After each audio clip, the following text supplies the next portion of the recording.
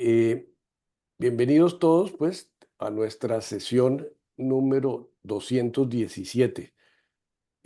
Esta tarde nuestro tema nos va a permitir compartir entre nosotros las reflexiones, los aprendizajes y las conclusiones que cada uno de quienes queramos hacerlo eh, lo haga sobre el acontecimiento probablemente del que todos hablan, comentan y reaccionan. Tendremos diversidad de opiniones, como siempre, y se respetarán y comentarán con la cordialidad de los amigos y la apertura de mente que nos caracteriza. Se trata de aprender de todos, de compartir los que han preparado sus puntos o sus artículos para el grupo, y luego de estos abrir nuestra tertulia para todo tipo de comentarios, siempre con la misma finalidad, aprender entre amigos. Le quiero solicitar a quienes han preparado algo por escrito que me lo dejen saber en un minuto para establecer el orden de participaciones, con las cuales comenzaremos, recalcularemos el tiempo de límite de tiempo para cada uno y luego seguiré con la lista de quienes han preparado algunos punticos para decir y finalmente abriremos para los improvisadores o quienes puedan opinar y comentar sobre esto. Les pido que tratemos de mantener el límite de unos 5 o 6 minutos, dependiendo del número de personas, que no interrumpiré, pero si veo que hay algo, pues le pongo un cronómetro ahí para que se vea que está llegando. Yo tengo de participantes, digamos, inscritos, tengo a Juan Laureano que me pidió que no podía venir y me lo mandó por escrito y no tengo a nadie más que haya preparado algo por escrito y me lo haya dicho. Quisiera saber si hay alguien aquí que tenga algo. Jorge Luis, entonces te voy a poner aquí. ¿Alguien más? Levante la manito. Rigoberto, perfecto. Eh, eh, ¿Alguien más quiere participar? ¿Ha preparado algo para leer? Bernardo, vamos, Bernardo. Eh, ¿Alguien más preparó alguna cosa? Ahora, digamos, por escrito, algunos puntos para hablar o quisiera hablar y registrarse para ponerlo en el orden del día. El tema es ecos de la elección en los Estados Unidos. Carlos, perfecto, Carlos, excelente. Eh, yo estoy inscrito también más adelante y entonces, bueno, con esta lista inicial, eh, lo que voy a hacer entonces es proceder y en honor a la participación que nuestro amigo Carlos está dando hoy, y bienvenido Carlos de nuevo, eh, todos creo que están de acuerdo que le debemos dar la palabra a Carlos, ¿cierto? De manera que Carlos y Claudia, si nos puedes ayudar para liberar el micrófono de Carlos. eh, Adelante, Carlos. No te oigo porque estás con el micrófono apagado, Carlos. Eh, por favor, trata de ver si te liberan el micrófono, porque yo los cerré a todos. Claudia, si puedes liberar el micrófono ¿Ya? para que lo podemos Ah, escuchar ahora. Adelante, ah, Carlos. Sí, perfecto. me escuchan en este momento. Sí, señor, adelante. Muy bien, algunos pensamientos se me han ocurrido a lo largo de las últimas 24 horas que nos permite tratar de entender qué es lo que está pasando.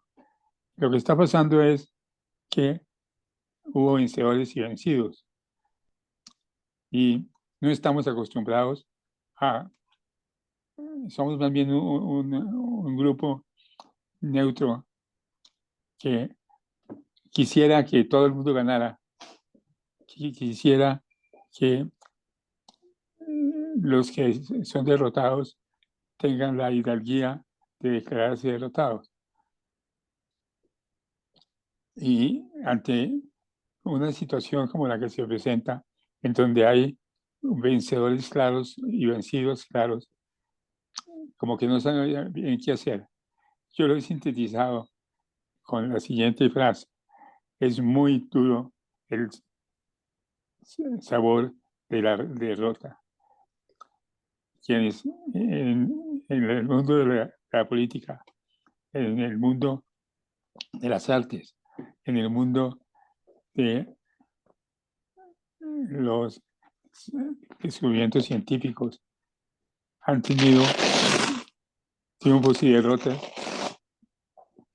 me sabrán comprender lo que estoy diciendo. Es muy duro el sabor de la derrota, porque la derrota es dura de roer, es dura de entender y es dura de entenderla cuando uno ha luchado mucho y le aparece el sabor de la derrota, porque la derrota es difícil de digerir en nuestra sociedad. Entonces estamos sorprendidos de que ha habido triunfadores y ha habido derrotados. Colombia hace unos meses pasó por una situación similar y analizándolo brevemente, caemos en cuenta que el sabor de la derrota nos lleva a que hay que entenderla. Queremos entender la derrota, queremos entender cómo se puede ganar o perder. Los deportes son un campo donde se nota más esa característica. La, la derrota en deportes es dura, dificilísima de ver. O si no, que nos pregunten a los colombianos el día pasado, cuando no clasificamos para el Mundial por falta de un gol. La gente trata de explicar por qué hubo derrota. Trata de formar grupos que algunos recorren el camino de la derrota que llamo, que es un camino áspero, duro, de una sensación de vacío, de una sensación de haber perdido algo de fondo. Pero así como es duro el sabor de la derrota, es dulce y fabuloso la sensación de la victoria. La victoria nos aglutina alrededor de la victoria, mientras que la derrota trata de olvidar, no fue otro el que perdió y siente una sensación de ser que vuelvan a barajar las cartas, que podemos mejorar la actuación, pero ya no hay tiempo. El tiempo se acabó. Y es en la derrota y en la victoria donde se enarbolan los deseos más nobles y los deseos más duros de roer. Por eso, los modelos de desarrollo que hemos visto en los últimos tiempos cercanos en esos dos campos, que son la derrota y la victoria, esas dos sensaciones son aquellas de las cuales podemos aprender mucho. Podemos aprender a los más profundos momentos y los más duros, donde aparecen las mejores y las peores cualidades del ser humano. La gente, una vez que la derrota los acompañó, prefiere pensar que fue a otros a los que le tocó perder, no a mí. Esta sabor nos obliga a tener la derrota como nuestra compañera posible en nuestra vida grande, majestuosa,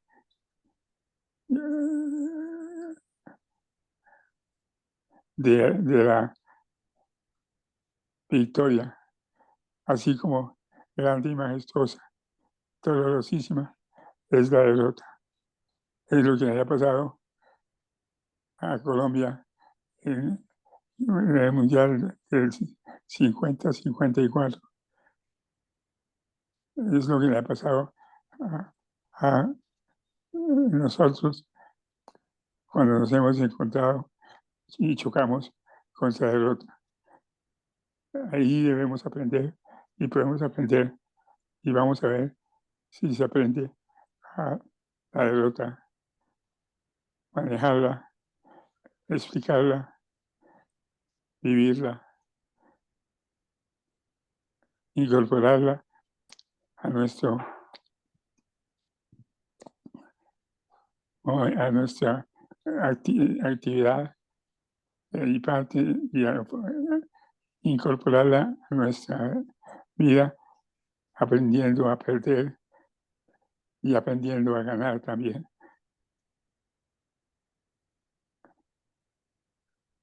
Acabamos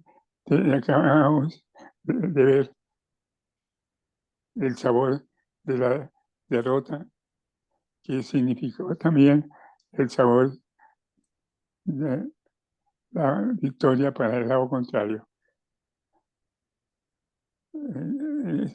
Una vez que se trata de explicar, se trata de llevar a otros campos, a decir que fueron otros los que perdieron, que por culpa de otros iba abriendo campo, pero también se va desarrollando el ser humano, la costa de la derrota y la dulce sabor de la victoria. De cómo expliquen estos dos fenómenos depende mucho cómo madure mi estimado Juan Camilo, que te veo tomando mucho apunte, pero tú hablas muy poquito en estas reuniones porque estás acostumbrado a ganar, a que cada paso es el desarrollo de algo que creemos es valioso y que perdemos en la derrota. Y como Juan Camilo, estamos muchos más. Y es el primer paso hacia la victoria moral, hacia la victoria que engrandece. Es ahí donde se ve la grandeza o la bajeza. Y con esas ideas me parece que puede hacer algún aporte para entendernos el sabor de estas dos experiencias.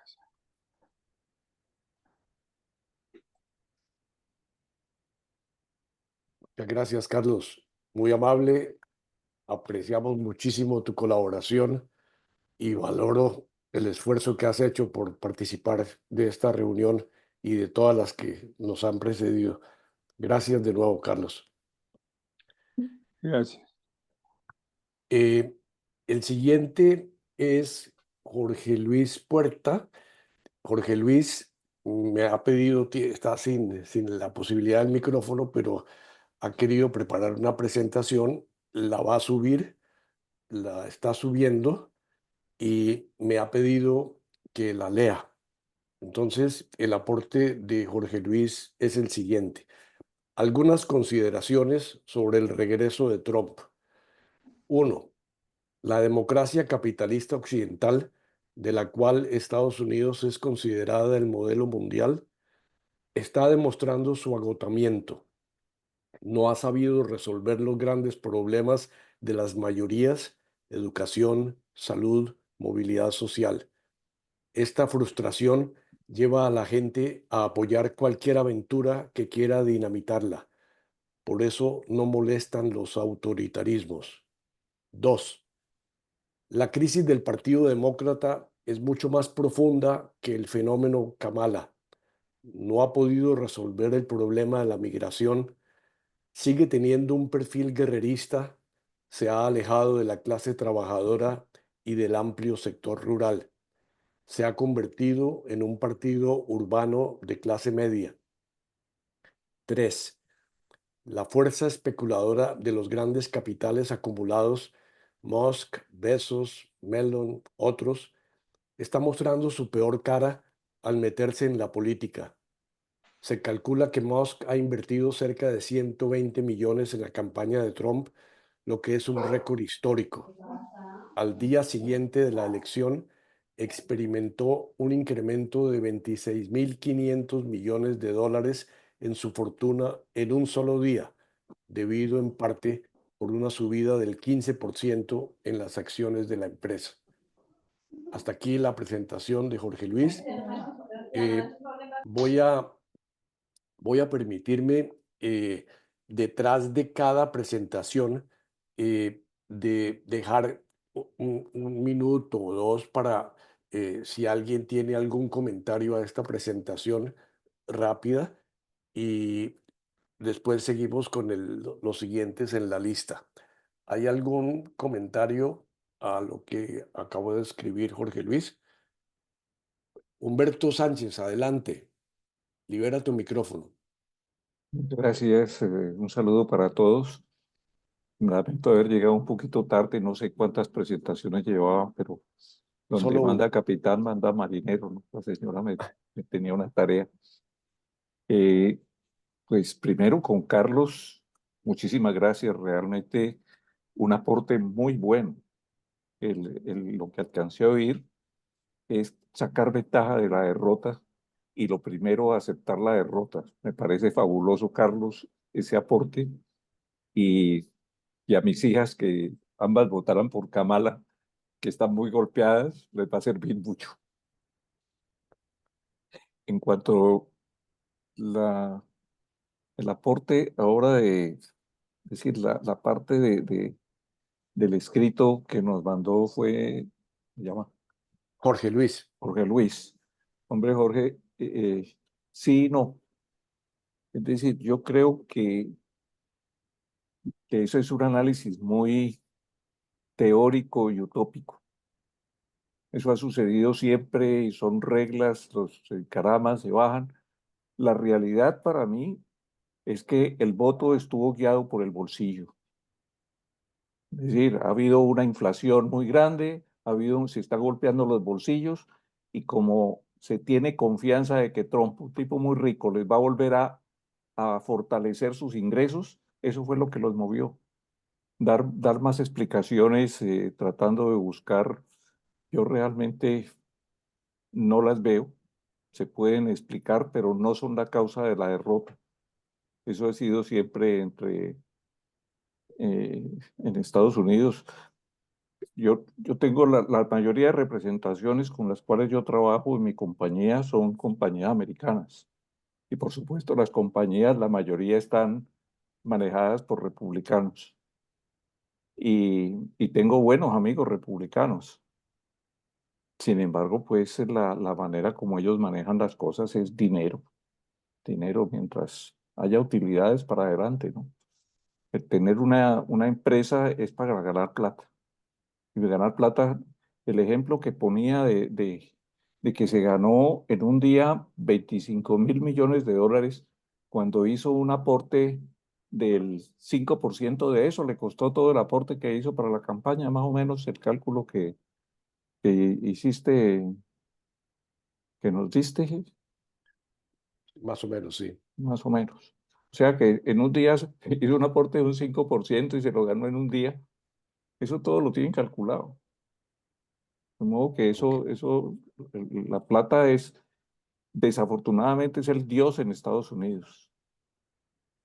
Y es el que manda, es decir, lo que sea la plata, y por eso ayer he estado escuchando a alguien que decía que, pues, que aquí los ingresos y el salario mínimo, que por eso lo mejor era irse para Estados Unidos, que allá se ganaba en dólares y entonces es muchísimo más. Como que no tienen en cuenta que también se paga en dólares, ¿no? Es decir, se van a ganar en dólares, pero hay que pagar en dólares y eso es costoso.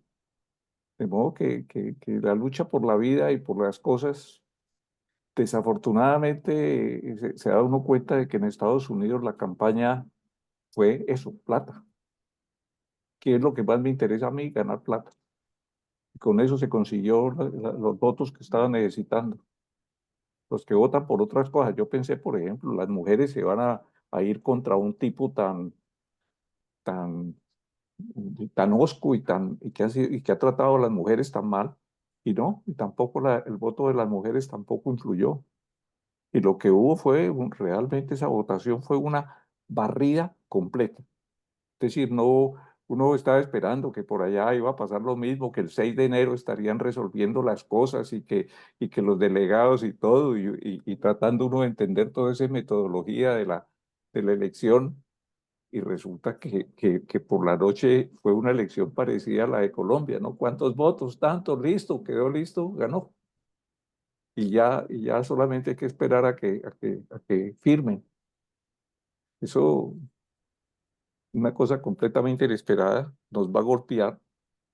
No sé, más interés tengo en esta reunión en tratar de escuchar qué esperamos nosotros acá en Colombia sobre esa situación nueva o esa resituación otra vez con Trump en el poder. Gracias. Gracias, gracias Humberto. Eh, voy a tratar de seguir la agenda original y es darle la palabra a los que prepararon los escritos primero y después a los que tienen puntos listos y entonces después sí abrimos para los comentarios sobre uno y otro. Entonces, en ese orden, tengo de siguiente a Rigoberto. Rigoberto, te escuchamos. Bueno, ¿me escuchan? Sí. Sí, señor. Bueno, pues en vista de que han salido tantas noticias sobre las elecciones de Estados Unidos, yo decidí tocar el tema de los fake news y cómo su influencia cambia la decisión de los votantes. Esto es sacado de muchos artículos que leí. Y dice, es un fenómeno mundial que ha venido afectando todas las democracias.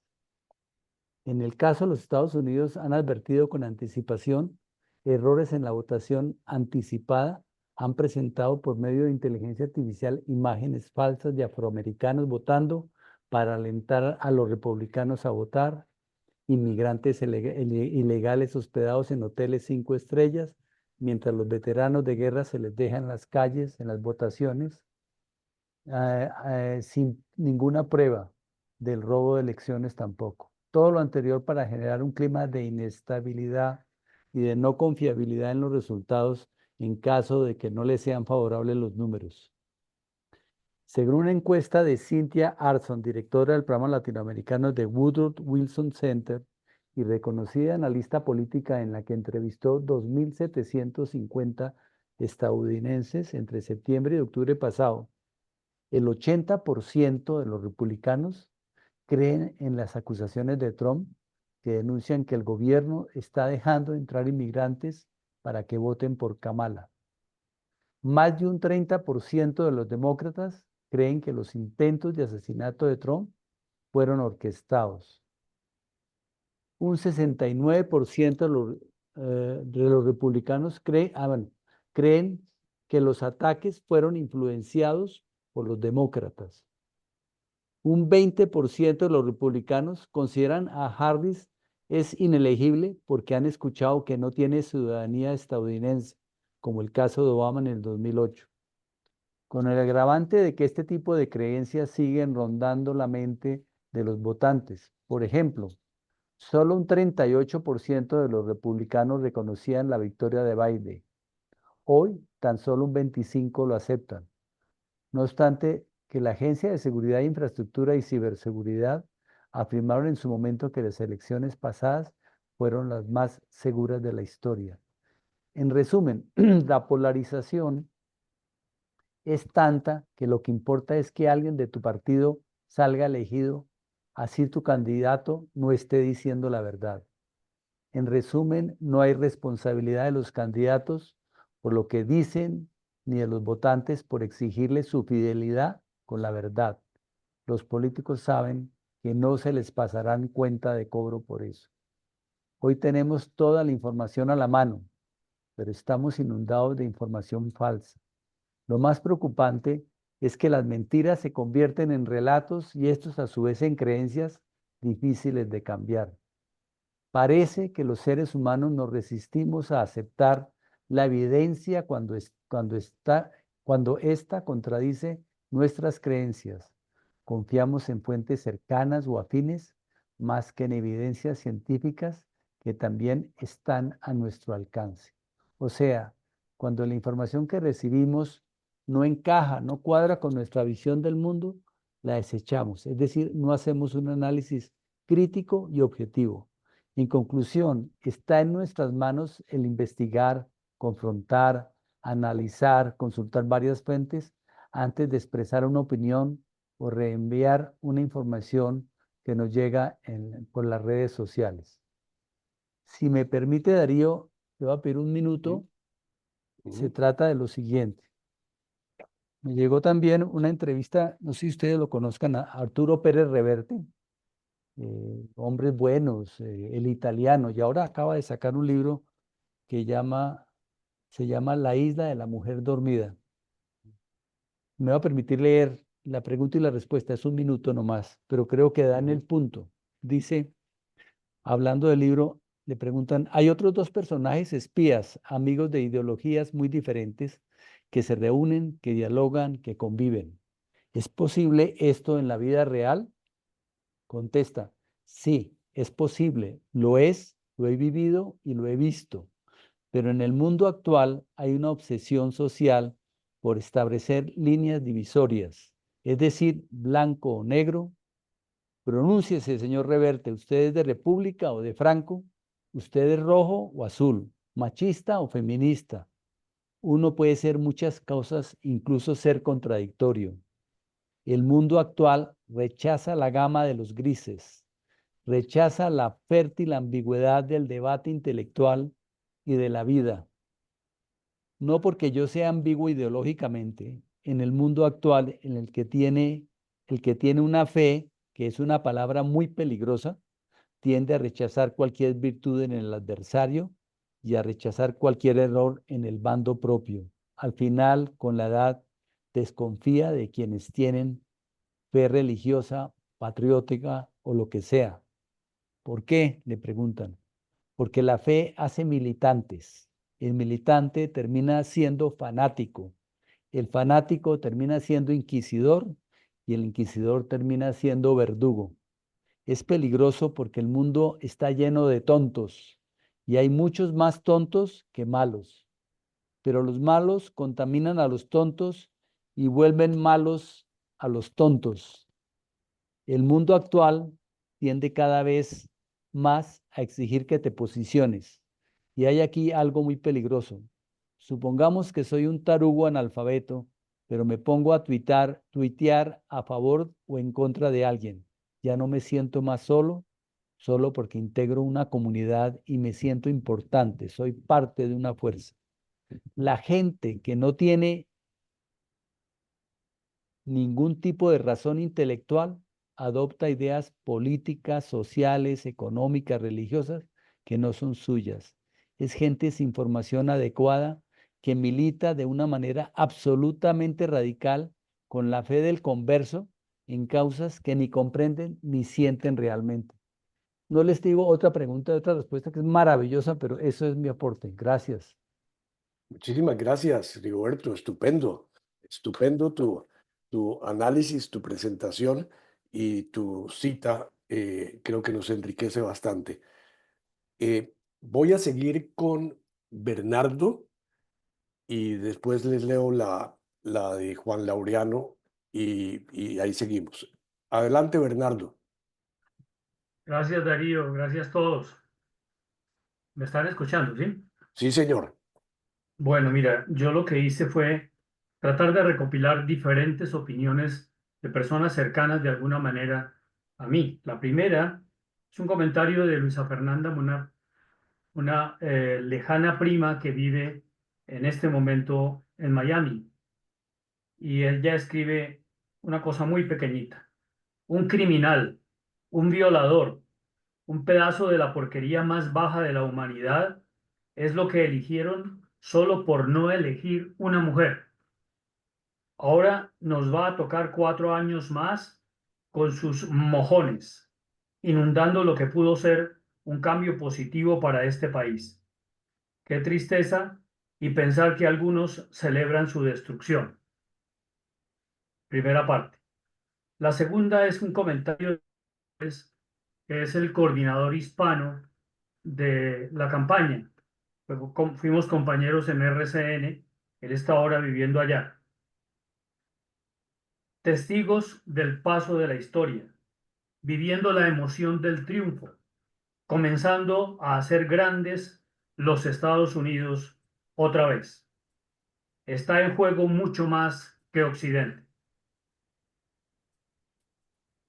Luego, si lo vemos, viene el comentario de Luis Alberto Restrepo, un poquito más largo, pero concienzudo, dice, tras el aplastante triunfo de un Trump condenado por la justicia y la derrota de los estadounidenses que aspiraban a impulsar un mundo diferente, ahora tendremos un globo profundamente fragmentado, donde cada región, cada país y cada gobierno buscará su camino en la tierra, estableciendo alianzas fugaces en busca de su propia supervivencia.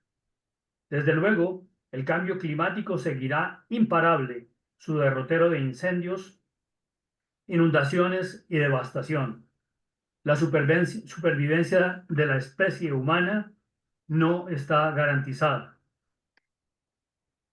En el Mortiño, yo no sé si ustedes recuerdan a un compañero menor que nosotros, obviamente, Gabriel Meneses, un médico que vive allá ahora.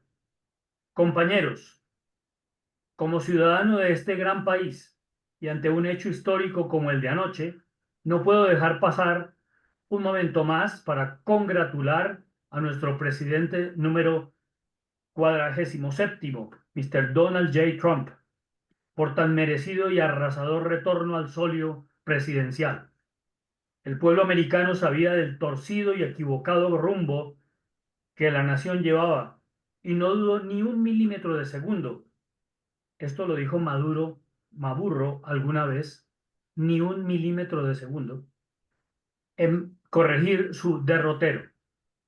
Es la segunda vez en la historia del baluarte democrático occidental que un hecho como este se repite. El presidente democrático número 22, Grover Cleveland, realizó similar hazaña por allá en 1892. Les anticipo mis excusas, estimados apostólicos, por inmiscuirme en uno de los temas que consideramos ultrasensibles de tocar, pero con todo respeto, así no compartan mi humilde opinión, de una cosa sí creo estar muy seguro, en que todos coincidiríamos, cualquier tragedia o desgracia que ojalá nunca suceda, le caiga a este país, el tsunami de eventos e infortunados acontecimientos se haría sentir en todos los rincones del globo terráqueo. Un feliz y victorioso día les deseo. Todos conocemos a Carlos Navarro. Nos ha dado un par de charlas aquí. Es un historiador y economista de la Javeriana. Dice, me escribe su opinión. Hola Bernardo, Colombia no cuenta para nada en los planes de la geopolítica de los Estados Unidos. La mayoría de votantes de Trump no pueden señalar en un mapa a Colombia. De hecho, nuestra política ha sido totalmente genuflexa. Es el respice polum de Marco Fidel Suárez, el único país latinoamericano que envió carne de cañón a Corea. Samper fue humillado y utilizado a más no poder, etc. Más recientemente, a Petro le dieron un gran trozo de humble pie y lo dejaron quietico. Así que uno u otro son lo mismo. De pronto contamos con la suerte de que el ganador en Estados Unidos nos quite de encima a nuestro principal problema, el fastidioso vecino, amigo y colaborador de nuestros enemigos. Otro compañero nuestro, Rodrigo Quintero, dice, él ve la mitad del vaso vacío y lo expresa así: menos solidaridad, más aislacionismo, menos conciencia de la crisis climática, menos institucionalidad en la prensa, más fuerza en las redes sociales, menos separación de poderes para una democracia liberal, menor importancia de la justicia para la participación en política, menor autonomía de las mujeres de Estados Unidos sobre sus cuerpos, menos diálogo político y más polarización. Yo añadí entonces, veo también ostracismo, discriminación y humillación para los migrantes pobres que buscan trabajo y mejores posibilidades de vida. Un sistema de salud que funciona bien para los que tienen mucha plata. Y una lucha frontal contra la producción industrial china que sí afectó el trabajo y la industria local gringa. Como latino, no quisiera vivir en este momento en los Estados Unidos. Hasta ahí. Gracias, Bernardo. Muchas gracias por tu participación y tus comentarios y los de tus amigos que te precedieron. Voy a leer ahora la participación que mandó Juan Laureano Gómez y que en ese orden. Dice Juan Laureano, la victoria de Trump no es el fin del mundo. Al fin ya pasamos por 4 años de lo mismo y el mundo sobrevivió, pero ciertamente se consolida una versión fuerte del capitalismo. La frase "un dólar, un voto" fue popularizada por el economista y premio Nobel de Economía Joseph Stiglitz, quien ha criticado duramente la influencia del dinero en la política y cómo ésta distorsiona la democracia. Sin embargo, no fue el primero en mencionar esta idea. El concepto de que el dinero puede influir en el poder político ha sido discutido por muchos pensadores a lo largo de la historia. Recientemente, Elon Musk ofreció $1 millón a quienes votaran por Donald Trump en California, una acción que fue rápidamente objetada legalmente debido a las leyes que prohíben la compra de votos. Este descarado intento de influir directamente en los resultados electorales resalta el nivel de connivencia entre política y dinero en la sociedad moderna, al punto que Musk tiene una oferta de Trump de dirigir una superoficina para simplificar los gastos del Estado, donde Musk será como un supersecretario o ministro sin cartera. John Mearsheimer, exmilitar, en su reciente libro sobre el lobby israelí, analiza cómo el apoyo económico a congresistas que favorecen a Israel ha moldeado la política estadounidense con el apoyo irrestricto y bipartidista por parte del Congreso americano. Ese tipo de influencia económica, sin embargo, no es exclusiva de Estados Unidos.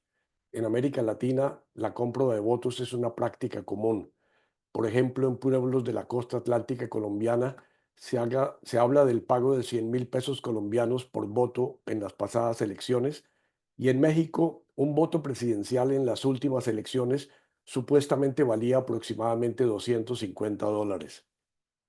Además, es conocido que los narcotraficantes en México y Colombia utilizan tanto el dinero como la violencia para influir en las elecciones, eliminando a los contrarios para asegurar sus intereses. Se elige con balas y/o con plata. Durante el mandato de Trump se suspendieron tarifas para productos importados a ciertos aportantes a su campaña, según un estudio reciente de una oficina del gobierno americano. De esta manera, el dinero compra no solo votos, sino también políticas favorables. Para consuelo de los latinoamericanos, con la excepción de México, La diferencia entre Trump y Harris en cuanto a las políticas hacia Latinoamérica no era significativa. Trump ha prometido tarifas muy altas para China de hasta un 60% y entre un 10% y 20% para el resto del mundo, con la idea de obligar a las empresas a instalarse en Estados Unidos. Sin embargo, los altos costos de mano de obra en Estados Unidos hacen que estas tarifas probablemente aíslen al país del resto del mundo y aumenten la inflación. No es la primera vez que esto sucede, la imposición de tarifas, pero no al nivel propuesto ahora. En cuanto a las guerras, es probable que la de Rusia-Ucrania termine con un cese al fuego y una zona desmilitarizada parecida a la que todavía opera entre las dos Coreas y sin que se firme un tratado de paz formal. Donde puede agravarse la beligerancia es en el Medio Oriente, pues Trump ha expresado su deseo reciente de que Israel ataque las instalaciones nucleares de Irán, para lo cual desde su administración se ordenó desarrollar bombas de penetración suficientes para destruir instalaciones subterráneas. Un dólar, un voto, encapsula la realidad de cómo el dinero puede distorsionar la democracia, tanto en Estados Unidos como en otras partes del mundo. La influencia económica en la política no solo socava la equidad del proceso democrático, sino que también puede llevar a políticas que benefician a unos pocos a expensas de la mayoría. La lucha por una democracia más justa y equitativa continúa siendo un desafío global. Juan Laureano Gómez. Siguiendo con lo que nos trazamos al comienzo, y como yo también hice mi tarea, me voy a permitir leer decidí escribir algo para el blog y lo quiero leer ahora porque me parece que puede ayudar por lo menos me ayudó a mí a entender muchísimo lo que pasó en estos días. Eh, Vengo de una familia muy liberal y siempre oí que los liberales y los conservadores y la derecha y la izquierda mientras vivía en Colombia. Emigré a los Estados Unidos hace exactamente 50 años, primero como estudiante, después para residir y ahora no estoy, pero sigo vinculado y soy ciudadano americano. Y me puse a pensar en escribir algo y me salió esto y lo voy a leer para no prolongarme demasiado. Si quisiera una definición simplista y tradicional de la programática económica de los dos partidos, atrevería a decir que los republicanos encarnan el sistema capitalista tradicional en su manera más salvaje, la libre empresa, buscando la menor presencia y control del Estado, para que del crecimiento económico de sus empresas y del país, como consecuencia natural, lloviera el bienestar de la población en general a través del mayor empleo, el desarrollo y el bienestar individual de todos en una sociedad y un país cada vez más poderoso. También están caracterizados los republicanos por una manutención de los valores morales y religiosos típicos de una religiosidad protestante clásica de donde vinieron la mayoría de los primeros colonizadores, donde la relación con Dios es más individual y personal y el éxito financiero es deseado y reconocido por esa relación individualista con el Dios a mi manera. Su preponderancia en el mundo, heredada de los colonizadores ingleses, se ha querido mostrar siempre por su vibrante y ejemplar democracia para el mundo y posteriormente por sus papeles decisivos para poner fin en las dos guerras mundiales, su creación de las Naciones Unidas para evitar más guerras y el dominio económico enmarcado por el dios dólar, hasta hoy el referente mundial para transacciones, comercio y banca en el universo. Por su parte, los demócratas, a mi entender, económicamente abogan por una presencia del Estado mucho mayor, regulando y garantizando a través de los impuestos progresivos a la población en general que los servicios de vivienda, salud y educación estuvieran al alcance de toda la población, construyendo al mismo tiempo grandes empresas y permitiendo un crecimiento y desarrollo armónico a bajo costo que llevaría al progreso de todos. La apertura al mundo de los demócratas implica una generosa aceptación de inmigrantes para el desarrollo, una filosofía de comunidad más en el esquema católico y comunitario irlandés de otros muchos de sus inmigrantes colonizadores, el comercio y la asistencia mundial abierta y la masiva inmigración o integración con el mundo y más con los latinos por el sur, por México y Suramérica, destino y abrigo favorito de los inmigrantes originales de las crisis sociopolíticas de Suramérica y un comodín maravilloso para los trabajos que no requerían mucha preparación y que los americanos no quisieran hacer. En ese partido, las minorías negras, mujeres y latinos tenían su refugio y las clases trabajadoras respaldadas por los sindicatos de la boyante industria automotriz eran y fueron factores de su atracción de las mayorías de menos recursos. Lo que he visto acontecer en los últimos 20 a 30 años en los Estados Unidos, además de cada vez un mayor descontento con los políticos en general, tanto de uno como del otro partido, también he visto el aislamiento de esa clase social política que se ha beneficiado y se ha exclusivizado con el poder, extrayendo toda clase de beneficios para sí cuando les ha tocado el turno de gobernar, no solo político, sino económicamente. Y que ha conseguido eso no solo en los Estados Unidos, sino en muchas de las llamadas democracias del mundo. Las posibilidades de ganar una elección, decíamos, en casi todos los países de nuestras democracias, entre comillas, no solo está basada en la capacidad intelectual, el liderazgo de los candidatos o la validez de sus programas, sino sobre todo en el tamaño de sus fortunas o la de sus inversionistas, individuos o empresas o grupos financieros o magnates que les apoyan y luego reciben sus premios en contratos o asesorías por sus gigantescas donaciones. Mi papá decía, sucede aquí y en Cafarnaún. La estrategia exitosa que ha triunfado antier nuevamente en los Estados Unidos y que ha triunfado siempre de una manera u otra, pero que ahora es mucho más evidente por la tecnología y las redes sociales, ha sido la de la descalificación del otro, el insulto, la mentira inventada, la división de los votantes de unos contra otros, la discriminación, la no aceptación de la diversidad, el negacionismo del cambio climático, etcétera, etcétera.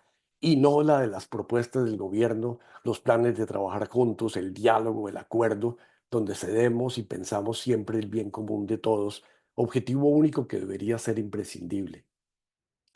Al mirar más en detalle lo que ha pasado antier en los Estados Unidos, de repente caigo en la cuenta de que los resultados en cada estado de los Estados Unidos y en el país en general tienen muchos temas en común, a los cuales me quiero referir brevemente ahora.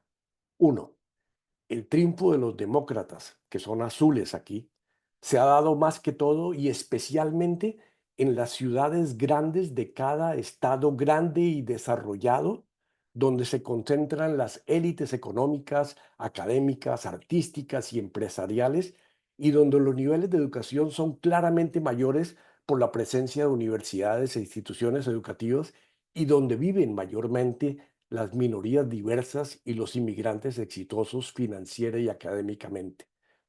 Por el contrario, los triunfos republicanos, rojos aquí, se dieron sobre todo en los estados y regiones y poblaciones más rurales, circundantes o lejanos de las grandes capitales estatales.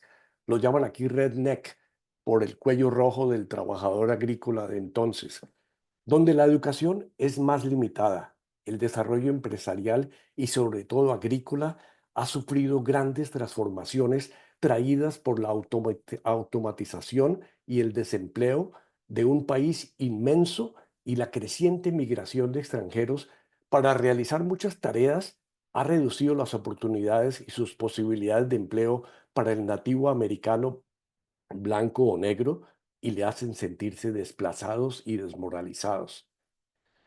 Tercero, la estrategia de decir que el país estaba condenado al desastre, sobre todo económicamente, por el innegable costo alto de la vida para todos y que nada funcionaba, cosa que los datos reales parecen contradecir, y hábilmente repetida hasta la saciedad por todas las redes de comunicación, ha llevado al votante a votar emberracado, como le decían en Colombia hace poco, y eso ha tenido un éxito mayúscula, sin duda alguna. Cuarto, el descontento de muchos de los inmigrantes de origen árabe con la posición del gobierno americano de apoyo a Israel en su guerra en Oriente Medio y la relativa poca atención del gobierno actual demócrata con el estado de seguridad en muchos estados y la conexión política con su aparente origen de la inmigración aparentemente sin control, fue otro de los puntos, en mi opinión, claves para una debacle y una reacción contra el régimen gobernante. Quinto, la rápida velocidad del cambio cultural, sobre todo en las clases ricas y urbanas, en temas como la diversidad sexual y de género, el aborto, el cambio climático, la tecnología, la inteligencia artificial, encontró en el sector republicano, como decía anteriormente, menos preparado, más tradicional, más fundamentalista religiosamente, y muchísimos inmigrantes muy ricos de países suramericanos el terreno fértil para convencer a muchísimos a cambiar todo con el nuevo Mesías, que aparece como el gran salvador de un país que estaría en decadencia para esas grandes minorías y que promete regresarlos a una América grande de nuevo, famoso MAGA. Sexto, el hecho de que por segunda vez una mujer fuera candidata vencida a la presidencia frente a un individuo convicto criminalmente varias veces, representante perfecto del americano bastante machista y misógino, donde se admira al fuerte físicamente, al competidor que destruye a su adversario, al que defiende el uso de las armas para cualquiera y especialmente para el rural, que rompe las leyes para su propia conveniencia económica, menos educado, me comprueba la brutal resistencia de esa parte del país a la velocidad del cambio de las culturas que pasa en las grandes ciudades del país, donde en cambio se empieza a concretar el respeto y la admiración de la nueva mujer de hoy empoderada, tratando de librarse de los prejuicios y abusos del pasado, fuerte económicamente, quebrando tabús ancestrales, familiares y económicos, y también la gran ciudad que acoge la diversidad sexual en todas sus manifestaciones y donde el poder económico va de la mano de los líderes empresariales, los artistas, la clase económica, con más aperturas y sin tabús frente a las drogas, las investigaciones médicas, los avances de la tecnología, el cambio climático. Por último, el gran discurso a nivel nacional e internacional de MAGA, volver a la grandeza de América, destinando los miles de billones de dólares que se gastan para ser el policía del mundo, diría yo, y destinar esa gigantesca operación militar para reducir los impuestos de las empresas e incrementar la economía tradicional con menor presencia del Estado, no es más que un llamado al individualismo de Estado y al sálvese quien pueda a nivel internacional, que para ese americano medio del campo es música para sus oídos. No menos importante en estas comparaciones es el percibir a nivel global el permanente desafío de un bloque de naciones poderosísimas y tal vez las más pobladas del mundo, los BRICS, encabezados por líderes autoritarios que han crecido vertiginosamente en todos los aspectos económicos y sociales y que se dan el lujo de desafiar a un occidente aparentemente decadente con una democracia también decadente. Nos guste o no, es evidente que en esos países el bienestar común de la gran mayoría parecería ser la gran prioridad por encima del bien individual de cualquiera, a diferencia de nuestra cultura que tiende a respetar al máximo el bienestar y el éxito financiero individual por encima del bien y la distribución equitativa de los recursos. En ese bloque cada vez más poderoso se cuestionan el por qué el mundo debe depender de un occidente colonialista, de muchos de ellos anteriormente, con unos valores individualistas para ellos que se pretenden imponer sobre sus culturas colectivas, florecientes y recientemente en enorme crecimiento. Pienso finalmente que como todo en la vida pendular de las civilizaciones, se ha llegado a esta situación porque la clase política se desconectó de la realidad del país y del mundo y eso llevó a lo que se ha llamado un populismo en los Estados Unidos y en muchos países europeos y latinoamericanos que sea de derecha o de izquierda, clama por resolver, dizque de verdad, los problemas de su gente, mandando el péndulo del país al otro lado del reloj. Esto último pienso que en el fondo no sea más que otra manifestación sofisticada y oculta de la clase empresarial del capitalismo salvaje que se ha tomado otra vez oficialmente la presidencia del país más poderoso del mundo, engañando a los menos educados, las minorías, los desempleados, los desechados del mundo para establecer una dictadura económica, creando más y más lucro para sus empresas, aislacionismo en una comunidad que clama por la globalidad, pero simultáneamente creando más desigualdad social y económica y ciertamente la posibilidad de más violencia en su país y en el mundo. Ojalá llegáramos pronto al punto de equilibrio donde todos podamos, políticos o no, construir juntos unos países más justos, con múltiples oportunidades, donde se estimule el individuo y su desarrollo en armonía y beneficio de todos los sectores de la sociedad y el medio ambiente que le rodea. Y ojalá podamos todos sobrevivir en paz y progreso mientras dure nuestra corta o larga estadía en este mundo maravilloso. Muchas gracias y disculpen lo largo.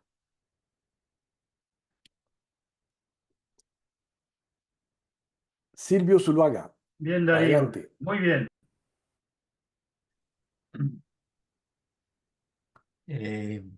Yo hacer comentarios más bien personales con respecto al triunfo del señor Trump. Yo, por inclinaciones personales, soy más dado a lo social que a lo individual y me parece muy complicado el panorama que tenemos porque el triunfo de Trump es no solamente en la parte ejecutiva, sino también en la parte legislativa. Ya tiene con el,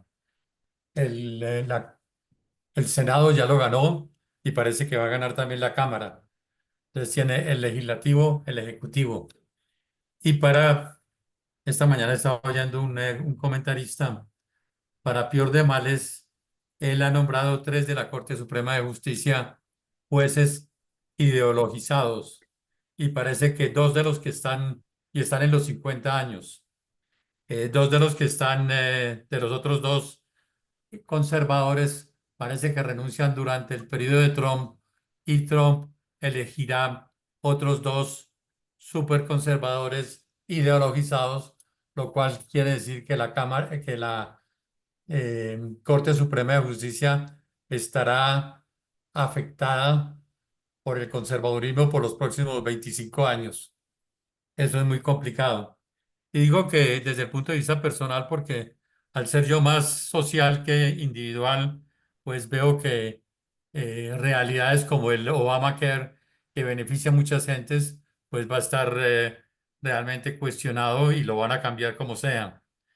La concentración de la riqueza seguirá y yo creo que eso es un problema muy complicado para una sociedad donde la riqueza se está concentrando a velocidades tan altas. No hay aceptación de la diferencia. Yo tengo mis hijos allá, yo soy ciudadano norteamericano, tengo una hermana que es lesbiana y vive allá, y ella dice, aquí vamos a quedar pues realmente en el ostracismo. La fuerza laboral, pues la han venido debilitando tanto demócratas como republicanos en los últimos años, y eso pues ha, ha llevado a que la fuerza del trabajo disminuya tremendamente. Entonces me parece muy complicada y me parece que por lo menos en la Corte Suprema de Justicia va a ser un determinante por los próximos 25 años y el señor Trump va a tener la oportunidad de elegir 5 miembros de la Corte Suprema de Justicia. Muy complicado.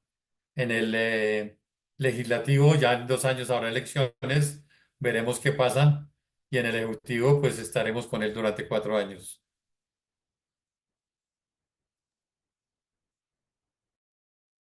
Gracias, Silvio. Muchas gracias. Estupendo. Esa parte del dominio de todos los poderes es total. Luis Arturo Baos, adelante. Primero que todo, agradecido con todos los que han participado porque primero hicieron su tarea muy juiciosos y segundo porque los aportes han sido todos complementarios. Yo he visto que ha sido muy rica la experiencia de escucharlos a todos. Da mucha claridad sobre el fenómeno. La parte que yo veo complicada no es que eso esté pasando allá, sino que eso está pasando a nivel global. Ujú. Ya en una reunión pasada se analizó cómo la derecha prácticamente es la tendencia universal. Y esta no es sino la confirmación de eso, de que los Putin, los Orbán, los Milei, los Trump, esos se van intronizando poco a poco. Entonces en Europa está claramente la derecha posicionándose fuerte. Ahí está en Italia, está Orbán, etcétera. Y si uno Alemania. mira, y si uno mira, dijéramos, la otra parte, lo no occidental, pues es lo mismo, porque es que uno va a ver va a ver, por ejemplo, a la población más numerosa del mundo, que es la India, y allá hay también una autócrata que está priorizando lo religioso, nacionalista y capitalista. O sea, son esas prioridades: nacionalismo, capitalismo y apoyado en lo religioso, es decir, en la parte ideológica. Si uno va más a Oriente, igual encuentra eso en las otras economías. O sea que el mundo va de para atrás. Y ese ideal de los griegos cuando soñaban que ojalá los filósofos y los hombres más, los, los hombres más ilustrados y éticamente deseables fueran los que dominaran en la política. Resulta que eso no va a ser. Es decir, en el Oriente va a primar y está primando lo religioso, que es bien, bien atrasado en cuanto a derechos de las mujeres, en cuanto a derechos de la diversidad, en cuanto a todo eso. Eso va para atrás. Entonces uno ve que igual nos daría si Putin gana o si Trump gana. Ellos dos son amigos, ambos son plutócratas, es decir, donde el nacionalismo y el gobierno de los ricos está por encima de eso. Yo no veo mucha diferencia entre el uno y el otro. Y lo que yo veo es que simplemente este mundo va a empeorar. Y es a nivel, digamos, de nuestra vida personal, lo ético, que debería ser lo que nos humaniza, es decir, la solidaridad, el respeto a los demás, el respeto a la ley. Eso no es lo que domina ni va a dominar el mundo. La tendencia va a ser negativa. Ese es mi punto de vista. Y lo lamento mucho, pero no le veo salida a esto. Muchísimas gracias, Luis Arturo. Muchas gracias. Muy gentil. Eh, Bienvenido Alejandro Gamboa, mi primo. Adelante. No, no, estás en mute todavía. Bueno, muchas gracias, Darío. Muy buenas noches desde Valencia a todos. Una Valencia todavía triste, una Valencia muy desocupada, con también muchos movimientos tristes porque se ha politizado una tragedia natural con muchas víctimas. Agradezco de paso a todos aquellos que me manifestaron a mí y a mi señora en diversos mensajes su aliento y preguntaron por cómo nos había ido. Afortunadamente salimos indemnes. Yendo a la sustancia, la elección de Trump a mí no me extraña. Y no me extraña porque yo creo que hoy, como lo están diciendo varios, y lo digo por un interesante libro que estoy leyendo y se los muestro aquí, que se llama La fuerza del relato, donde Luis María dice lo siguiente: desde el discurso hegemónico de la política ficción hasta la creación de las ficcioticias o psicoticias en los medios de comunicación, el relato de la ficción es utilizado para que el público se identifique con una causa determinada, haciéndole creer que ha caído en el lado correcto de la historia. Mientras tanto, las urnas se llenan de emociones, los discursos de mentiras y los titulares de sensaciones. La sociedad convierte la vida en un escaparate donde todo se vende, donde la verdad ha dejado de ser importante porque ya nada es real. En esta especie de relatocracia, las ideologías construyen relatos emocionales utilizando estructuras narrativas de ficción, lo que genera discursos que son asumidos como realidades incontestables por una gran parte de la población. Y yo creo que parte de este devenir de la política mundial y de las políticas nacionales es lo que lleva a que el señor Trump gane las elecciones.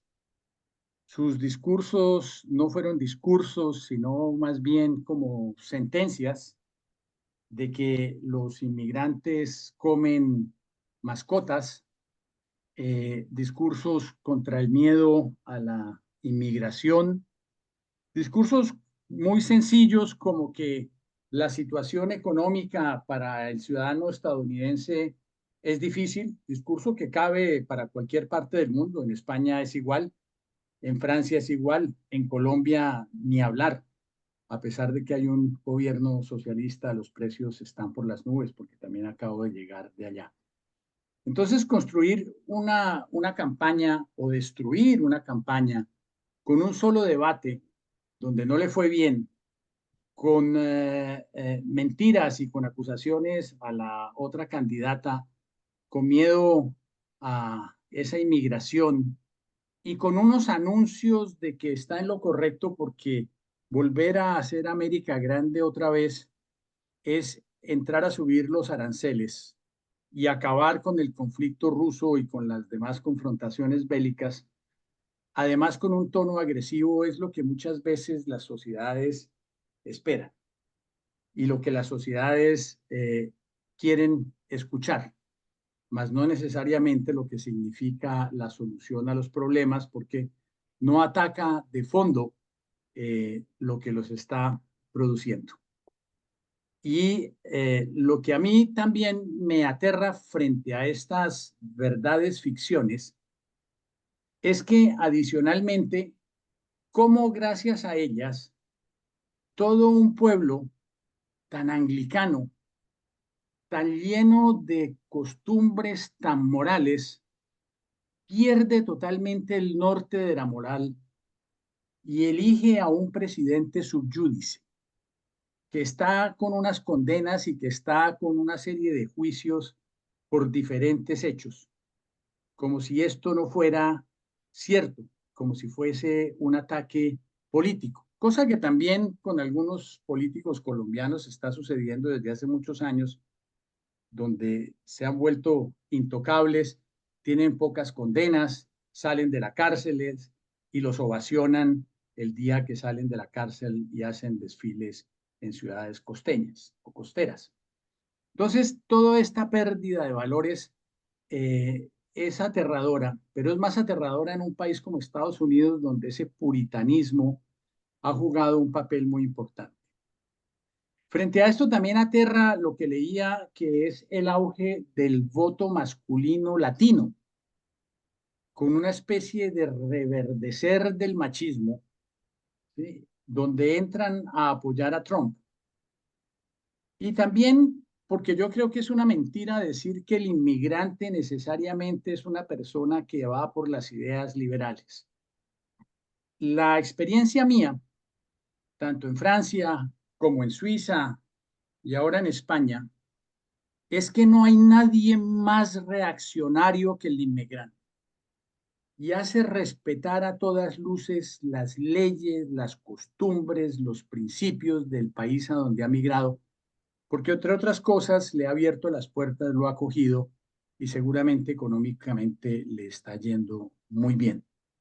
Entonces a mí no me extraña que esa equivocación de haber pretendido un voto de inmigrantes le haya favorecido a la señora Kamala y más bien ha jugado en contra. Jugado en contra también con las políticas que en cierta forma Biden ha tenido que adoptar frente a la inmigración mexicana. Entonces, todas estas cosas, en fin de cuentas, no me sorprenden para que llegue con un discurso que no es discurso, con unas aseveraciones, con unas frases que calan en la gente, como cala hoy en la política, unas acusaciones, unos fake news, unos bulos que jamás son controvertidos, que no hay lugar a controvertir porque se expanden como botellones. Ahora bien, quiero es referirme un poco al efecto mariposa que puede tener la elección de Trump, ese efecto que definía Edward Lawrence de cómo una mariposa que aletea en Tailandia puede variar el equilibrio del mundo en las antípodas. Y sobre eso hay una gran alegría, y lo oía en la televisión europea, de las derechas, porque la derecha se siente reconfortada con el triunfo de Trump. Y yo creo que va a tener un auge todavía mayor. Auge que a mí también me sorprende porque muchos jóvenes están volteándose a la derecha, no sé si con la frustración de las políticas socialistas o de las políticas liberales que han tenido en su devenir económico. Pero la verdad es que las derechas están apoyadas y sorprende cuando son. Sin embargo, las derechas europeas también están temerosas por ese aleteo de la mariposa cuando anuncia un incremento de aranceles. Que si bien el target o el objetivo principal es China por esa guerra que él declaró bajo su primera administración, no es indiferente a los demás países. Inclusive un país como Colombia, donde el presidente de la época, de apellido Duque, si mal no recuerdo, alentó al señor Trump, sufrió también con el aumento de los aranceles sobre el acero colombiano, cuyas exportaciones a los Estados Unidos se vieron restringidas. Lo grave de esto es que cuando anuncia una subida de aranceles del 60% para China, cuando Estados Unidos tiene un consolidado de aranceles del 8%, quiere decir que el señor va a terminar de dar al traste con el sistema multilateral de comercio. Y esto es muy grave, porque fue precisamente el sistema multilateral de comercio el que mantuvo y ha mantenido aún la paz en el mundo, precisamente por que ha evitado el cierre de las fronteras y ha evitado ese proteccionismo y ese nacionalismo que no lleva sino a un auge de confrontaciones bélicas por la consecuencia económica que ello tiene. Esto significa también que la empresa de Estados Unidos se va a ver en dificultades porque tienen muchos insumos que son importados. No se puede forzar tampoco la inversión extranjera de grandes empresas en los Estados Unidos, como tampoco tiene sentido ponerle aranceles grandísimos a China, ¿sí? Y lograr que se desplacen las empresas gringas o estadounidenses que hay en China, porque son empresas que tienen un alto contenido tecnológico que no es fácil desplazar. Es fácil desplazar la maquila de los textiles, bien sea Laos, a Camboya, Tailandia, la India, pero es decir, desmontar las fábricas de Apple y otras fábricas en la China o montar otras fábricas de producción de alta tecnología en los Estados Unidos no es tarea fácil.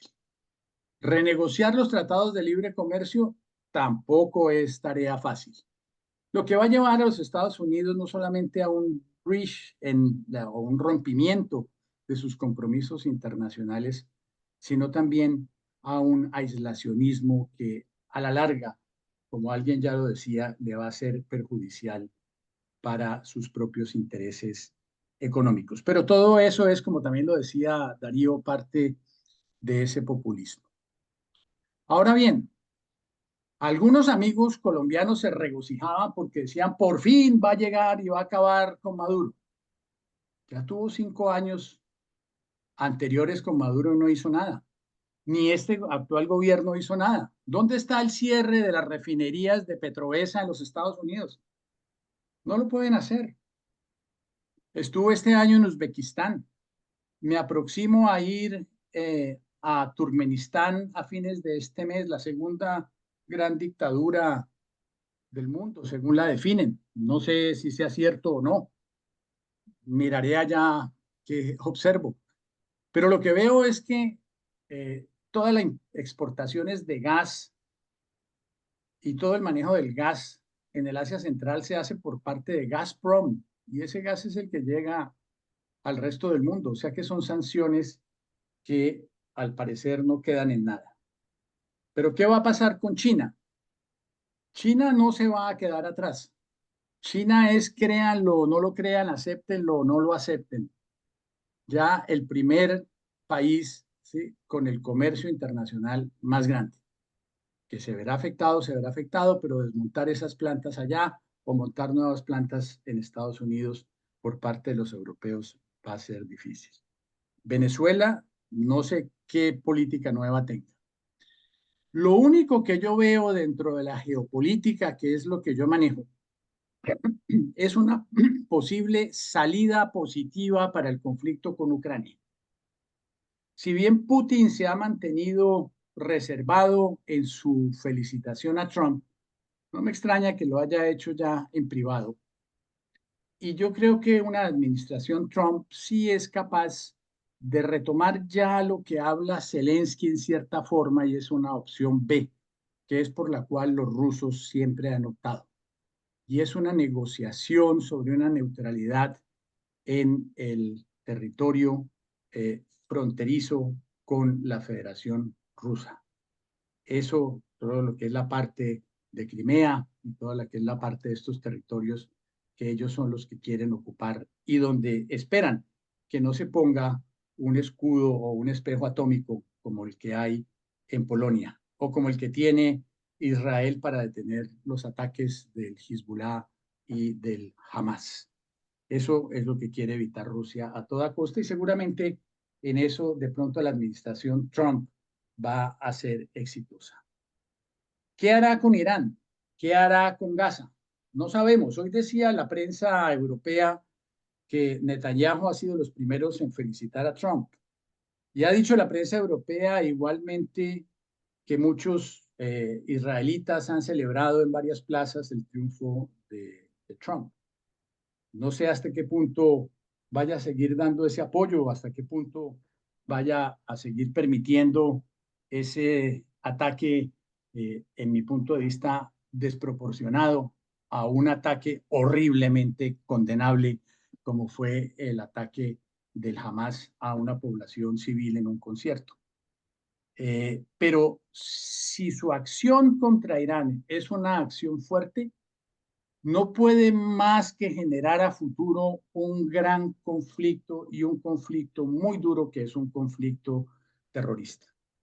Porque cuando uno mira la historia de vida del líder del Hezbollah, que no es para nada una santa paloma ni el santísimo expuesto, es un señor, ¿sí?, que nació con padres muertos, estuvo 20 años en la cárcel. Pues, ¿qué más pueden esperar de eso? ¿Y qué más pueden esperar tanto los Estados Unidos, como ya les ha pasado con Bin Laden, como les pasó con Saddam Hussein, que sean poblaciones que luego se revuelvan o se volteen contra ellos? Entonces, todos esos efectos mariposa son los efectos a los que yo le temo.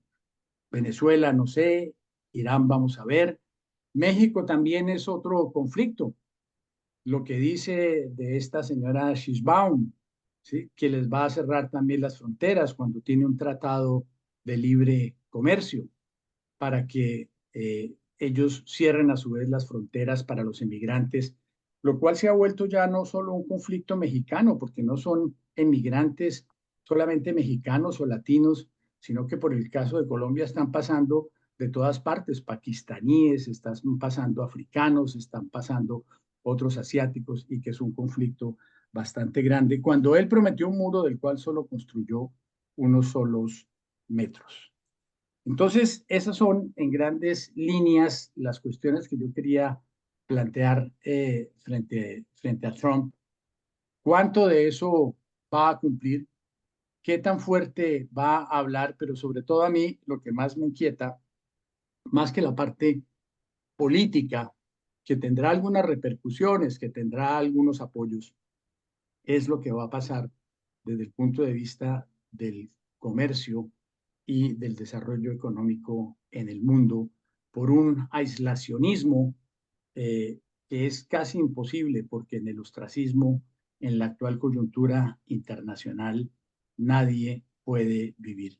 Son entonces muchos retos, muchos desafíos los que se esperan, y a veces los que hablan tan duro en realidad no hacen las cosas tan duras como lo dicen, porque cuando están allá las cosas son diferentes. Y el último punto, para no prolongarme tanto, que me preocupa mucho, es su alianza con personas como el señor Elon Musk, que seguramente nos está oyendo o nos va a oír en algún momento. Y es porque lo que yo veo como tendencia mundial es que a la hora de la verdad, Marx y Engels tenían cierta razón en que el Estado no es eterno. Pero la forma de Estado no va a ser un no Estado como lo veían o vislumbraban ellos, sino un Estado supranacional, un Estado donde sea la empresa privada, y en este caso, gracias a los adelantos tecnológicos, inteligencia artificial, manejo de la nube, manejo del Internet, manejo de las redes sociales, lo que se va a ver o nos va a poner en muchas dificultades, porque va a ser no solamente un crecimiento para el manejo de las comunicaciones, no hablemos de la información, que esta ya está estocada, ya está archivada, ya está almacenada en nubes a las cuales en cualquier momento nos quitan el acceso, sino a la comunicación como ciudadanos por estos medios y por los otros medios tradicionales que ya se nos olvidaron, que ya no usamos. Con otro componente muy importante al cual poca atención se le ha puesto, y es la conquista del espacio. Porque cuando este señor lanza sus naves espaciales, va a empezar a construir seguramente estaciones espaciales, ¿sí?, para no importarle para nada la materia medioambiental y el bienestar de la gran población. Se abren grandísimos interrogantes, y la ciencia ficción que nosotros veíamos en las películas de Maverick y de todo esto, ¿sí?, con una tierra devastada, con unos altos edificios donde vivían las altas capas, y donde también, ¿sí?, los grandes y ricos y poderosos vivían en el espacio, pues empieza ya a abrirse puertas y a vislumbrarse como una posibilidad. Muchas gracias y excusen la longitud de mi... Buenísimo, buenísimo, primo. Me parece excelente lo que nos has enriquecido con tu aporte, con tu experiencia, con tu visión. Eh, el editor me mandó una nota en el chat diciéndome que cómo hacemos para que escribas, hombre, esa vaina, va, porque necesitamos publicar ese tipo de cosas en nuestro blog, y eres más que bienvenido. Creo que es un aporte interesante que de verdad, eh, evidentemente la grabación queda, pero y se la mandaré directamente al señor Musk, estoy seguro. Eh, eh, Gracias, Alejandro, muy amable. Con mucho gusto. Voy a ver cuando ya dejen de llamarme para contratarme en cosas que me meto en Listo, cuando esté no tan sé, varas, debe escribiré. estar ocupado y se pone a escribir. Muchas gracias. Gracias a Eh, ustedes. Siguiente, ¿algún otro comentario? A ver, a ver, a ver. Después de todo lo que hemos oído sobre este tema hoy, Rigoberto, adelante. A Libera tu ver, micrófono. Sí, ya, señor. pues oyendo todos los grandes aportes que han hecho las personas que me antecedieron, indudablemente me queda una duda y es si el señor Trump le va a poner un obstáculo a la China con impuestos, él mismo se puede bloquear y las mismas empresas le van a pedir, oiga, bájele porque vamos a quedar bloqueados. Si el señor ataca muy de frente a Irán, pues finalmente hasta nos podemos ir todos. Pero además hay una cosa grave, no sé si ustedes recuerdan la reacción de septiembre en tiempo de Bush, cuando estaban en plena prepotencia, ocupando Irak y siéntanse dueños del mundo, y un golpe como el de las Torres Gemelas, que sigue siendo todavía, por más controles que lleven, puede volver a realizarse una cosa similar. Eso le daría un golpe a Trump y a los americanos, un mensaje de terrorismo como el que sufrió Israel, que ha respondido de una forma desproporcionada. Y un ataque a Estados Unidos de terrorista, pues no sé a dónde nos lleve, de manera que él se va a encontrar y se va a estrellar contra la realidad de lo que va a venir con sus políticas. Leía yo, por ejemplo, que el señor Trump tiene listo 200 decretos para ser emitidos el primer día que se siente en la oficina oval. 200 decretos que tienen que ver con todo lo que hemos hablado, con impuestos, con inmigración, con muros contra México, etcétera. Puede ser que tenga la parte de justicia del lado de él. En este momento tiene 3 de los 6 miembros de la Corte Suprema. Va a quedar con el Congreso de su lado, pero la realidad lo puede golpear y puede echar para atrás. Otra cosa, el señor Trump no es un joven, ¿no? Él ha dicho ya que no quiere tener gente como en la administración anterior que lo contradiga. Él quiere hacer y que la gente se someta a lo que él diga. Ya no va a ser el problema por capacidades, sino por capacidad de genuflexión ante lo que él diga.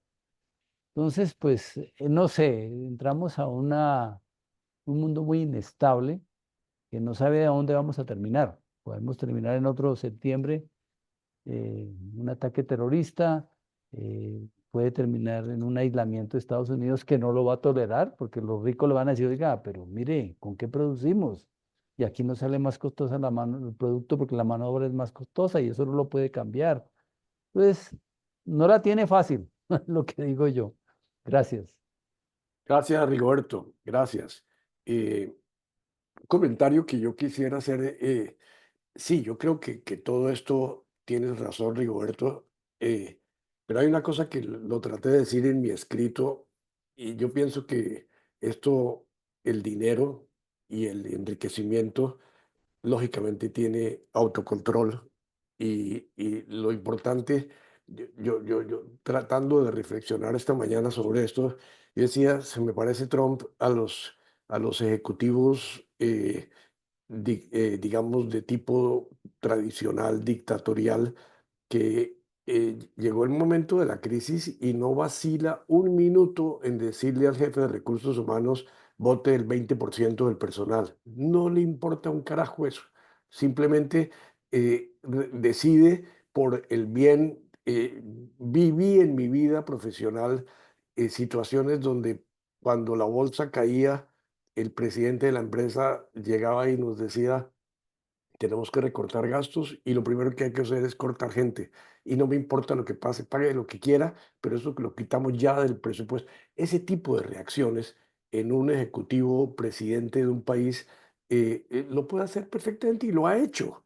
Y él mismo lo ha hecho en su famoso programa de televisión. Todo. El país va a estar gobernado por un ejecutivo sin el menor temor, con el único propósito de ver cómo maximiza sus entradas y las de los que lo eligieron.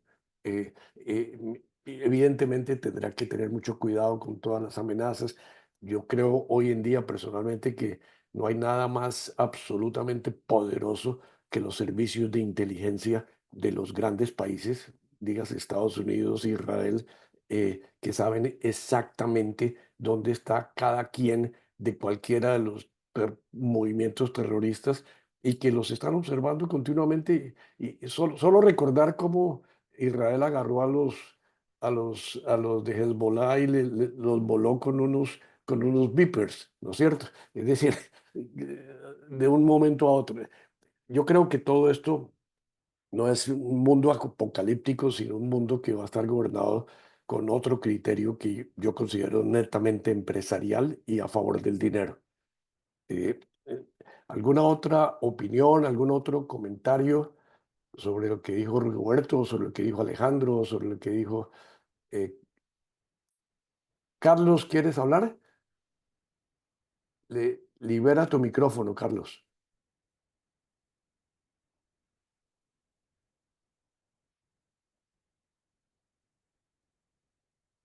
A ver, a ver. No conseguimos oírte.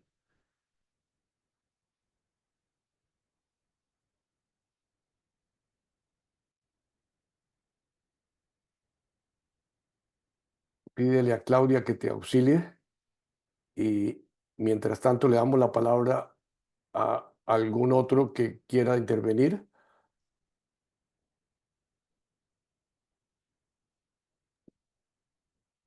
¿Comentarios? Me da pena acaparar, Sí. pero me pregunto es, ¿qué va a pasar ya en el micro mundo nuestro? ¿Qué va a pasar en Colombia? ¿Cómo va a ser nuestra actitud cuando desafortunadamente los fake news y las tendencias y los likes están manejando el mundo y la gente no lee, no asimila, tiene a la mano un celular que puede consultar medios ciertos para que le digan, oiga, lo que estás diciendo es verdad o no es verdad, pero no lo hace y se limita a reenviar mensajes que le llegan. No hay análisis crítico. Ustedes saben que Colombia tiene en los estudiantes la menor capacidad de comprensión de lectura. O sea, si no hay capacidad crítica de análisis y de confrontación, pues habrá Trump de aquí de Colombia que manejen y digan qué es lo que hay que hacer y habrá, como dice el artículo de este Pérez Reverte, Hola, una cantidad de tontos. Perdón, sigue, Carlos. hola. ¿Me Listo, escuchan? Carlos. ¿Me Sí, te escuchan ahora? escuchamos. Sí, sí. Bueno, muy breve. ¿Y dónde están los buenos? ¿Hay buenos? Es sorprendente que todos los que hemos hablado estamos dolidos. Todos perdimos, me da la impresión que si hacemos una fila, pónganse aquí los que consideran que han ganado con estas elecciones y los que consideran que han perdido. Va a ganar la fila de los que han perdido por propia decisión. Existen buenos en este mundo que se pintan. No habrá ninguna reacción de ningún grupo, subgrupo. No podrá haber una decisión de grupos humanos que digan esto que pintamos feo no es lo único que existe. ¿Dónde están los buenos? Gracias. Muy bueno. Gracias, Carlos. Buena pregunta. Excelente. Bernardo, adelante. Bernardo. Gracias, Darío. Dos cositas. La primera, bueno, tres cositas. La primera, oye, Rigoberto, los 200 decretos de los que hablas y que tiene listo supuestamente Trump, pregunto, ¿no son una fake news? No es como No, para en es este una momento activar la máquina. declaración de la campaña de Trump indicando lo que viene en el periódico, en el tiempo, lo dice hoy o ayer, no me acuerdo bien, Es hablando de probable. todo lo que ocurrió en Trump. Así como otra frase que dijo, la premisa de nuestra administración es que lo que yo digo se cumple. Sí, Lo dijo los, él en un discurso, de manera que Sí. eso no es fake news lo de los 200 decretos. Ahora, posible que hayan depurado, pero esa es la Gracias, intención, él va a entrar rompiendo. muy bien. Bernardo. Sí, dime, Darío. Sigue, sigue. La segunda, La escuché aquí a alguno de los colombianos que en este momento opinan sobre lo que pasó. Dicen que es el momento para que Colombia aproveche la posible subida de impuestos a la China y le propongamos nosotros a los Estados Unidos que ponga aquí las plantas, que es mucho más costoso para ellos posiblemente tenerlas en los Estados Unidos para producción, por ejemplo, de microchips y de otras cosas que requieren allá, con mano de obra barata como la colombiana, pero más cerquita. Yo de eso no sé, pero es una de las opiniones que escuché. Y luego hay un artículo hoy que escribió Juan Gabriel Vázquez, vale la pena leerlo. Me parece que reúne también muchas de las cosas que se han dicho aquí, las que ha dicho Alejandro, etcétera, pero no es una visión ni optimista, mucho más, diría yo, tendiente al desencanto y Eh, definitivamente para mí no me dan ganas de ninguna manera de estar allá siendo latino. Gracias, Bernardo. Yo te cuento que tengo la gran mayoría de mis amigos en Estados Unidos felices hoy, felices, republicanos a morir, convencidos de que le llegó el mejor momento al país. Más del 50% de la población, Bernardo, y gente, inmigrantes que entraron hace muchos o pocos años y que ya para ellos se cerró la puerta porque es que, porque esa cantidad de asesinos que tragaron todos los cuentos, gente que yo decía es imposible. No, no es la gente pobre, es gente súper rica, gente poderosísima, que están felices. Es el gran momento.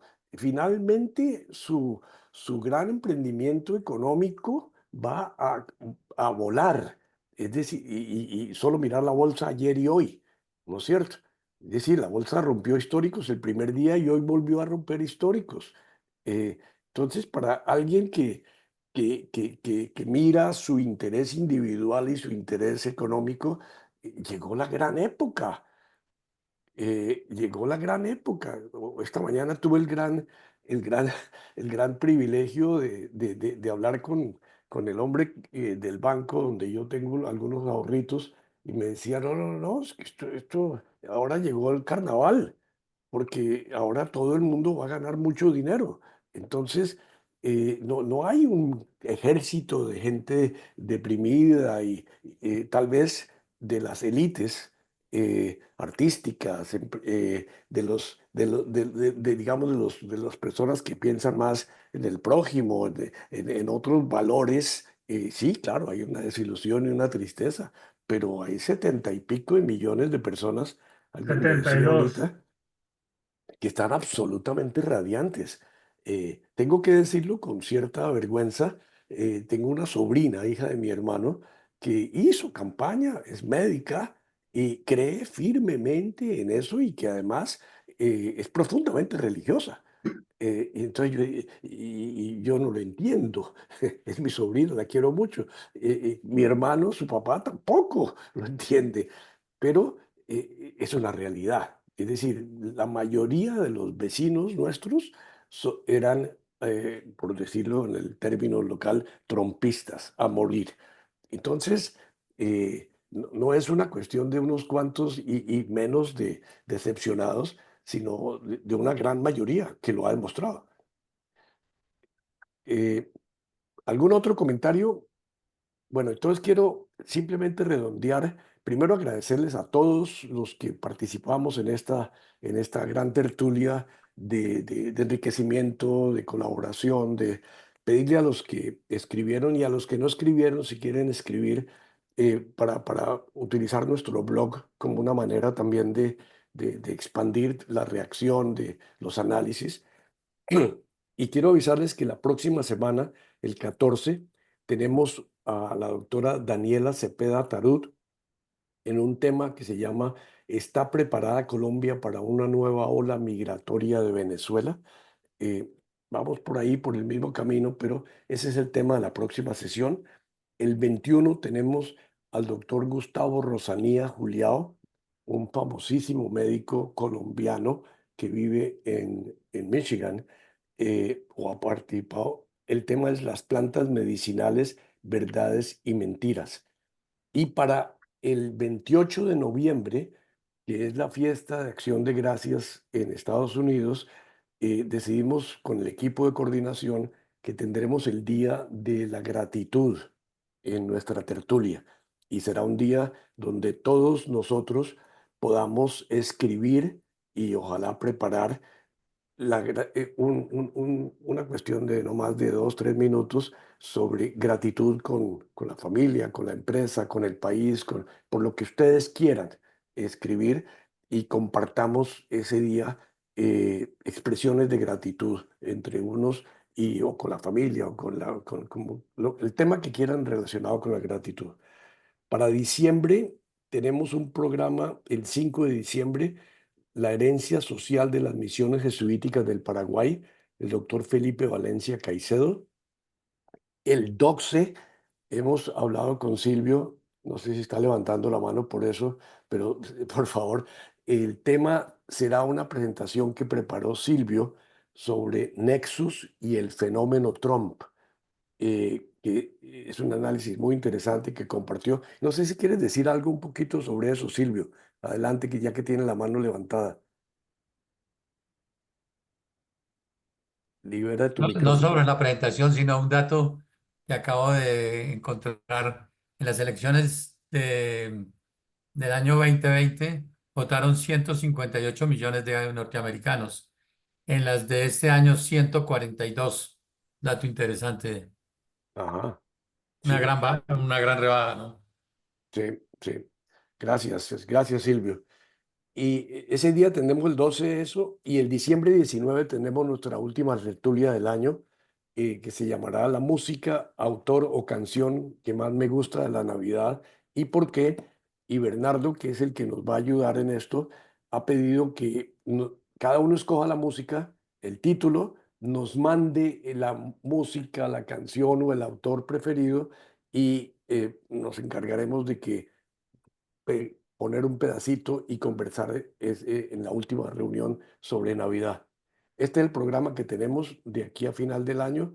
Muchísimas gracias a todos por su participación hoy, eh, por su...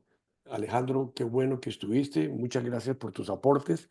Bernardo, ¿quieres decir algo? Adelante. Sí, solamente, Darío, como yo sé que el trabajo para la última sesión es un poquito dispendioso, les agradezco que me manden el nombre de las canciones de Navidad que más les gustan con tiempo, porque hay que bajarlo de internet, hay que hacer una edición y no se trata de escuchar toda la pieza, pero sí por lo menos unos 30 segunditos. Y sobre eso, cada uno hablará sobre la música que más le gusta y por qué. Eso a final de diciembre. Muchas gracias a todos. Un abrazo. Feliz noche para los que estamos de este lado del océano y feliz tarde para los que están allá. Chao, Gracias y chao. buenas tardes para todos. Gracias. Chao, chao. Chao. Luego a todos. Gracias, Julito. Gracias a todos, excelente Gracias, reunión. Alberto. Esperamos ansiosos el resumen, Darío. Gracias.